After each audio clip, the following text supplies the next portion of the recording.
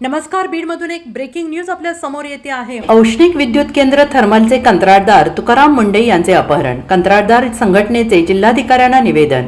Scooty आणि चप्पल सापडल्याने परिसरात घबराट। परळी येथील थर्मल पॉवर स्टेशनचे कंत्राटदार आणि TPS कॉलनीचे रहिवासी तुकाराम पंढरीनाथ मुंडे वय वर्ष 54 हे 4 जून 2026 रोजी दुपारपासून अचानक बेपत्ता झाले आहेत। त्यांचे भरदिवसा अपहरण झाल्याचं समोर आल्याने संपूर्ण परळी परिसरात प्रचंड खळबळ उडालेली आहे। या धक्कादायक घटनेप्रकरणी परळी ग्रामीण पोलीस ठाण्यात अधिकृतपणे हरवल्याची नोंद करण्यात आलेली असून पोलीस यंत्रणा हाय अलर्टवर आहे।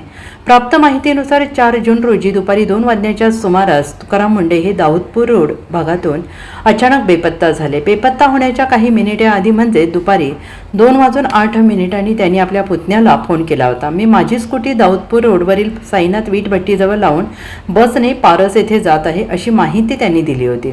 मात्र या संवादानंतर अवघ्या काही वेळात त्यांचा मोबाईल फोन अचानक बंद झाला। घटनास्थळाची परिस्थिती आणि संशयास्पद बाबी।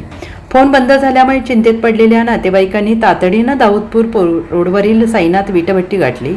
त्या ठिकाणी तुकाराम मुंडे यांची स्कूटी उभी असलेली आढळून आली। तसेच स्कूटीच्या अगदी शेजारी त्यांची एक चप्पल पडलेली नातेवाईकांना मिळून आली। विद्युत केंद्राजवळ त्यांना काही अज्ञात इसमांनी जबरदस्तीने वाहनात बसून पळवून नेल्याची दाट शक्यता वर्तवण्यात येते आहे।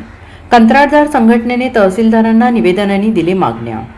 या गंभीर घटनेची दखल घेत thermal power station contract and supply association Parli वैजनाथच्या वतीने आज दिनांक 6 जून रोजी परळीच्या तहसीलदारांमार्फत प्रशासनाला एक सविस्तर निवेदन सादर करण्यात आले आहे। असोसिएशनचे अध्यक्ष अंगद हाडवे आणि सचिव शेखर स्वामी यांच्या वतीनं या निवेदनात प्रशासनाकडे कंत्राटदार तुकाराम मुंडे यांच्या कथित अपहरण प्रकरणाची तात्काळ उच्चस्तरीय चौकशी करून छडा लावावा।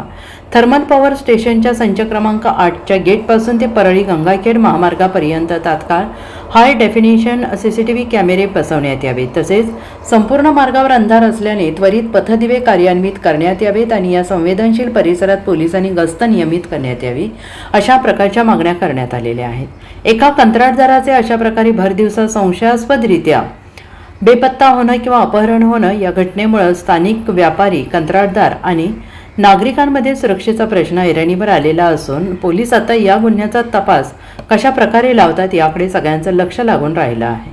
परळी शहरामध्ये प्रत्येक दिवसाला नवनवीन दुर्घटना घडत आहेत आणि याला पोलीस प्रशासन आळा घालेल का अशी सर्वसामान्य जनतेतून विचार होतो आहे।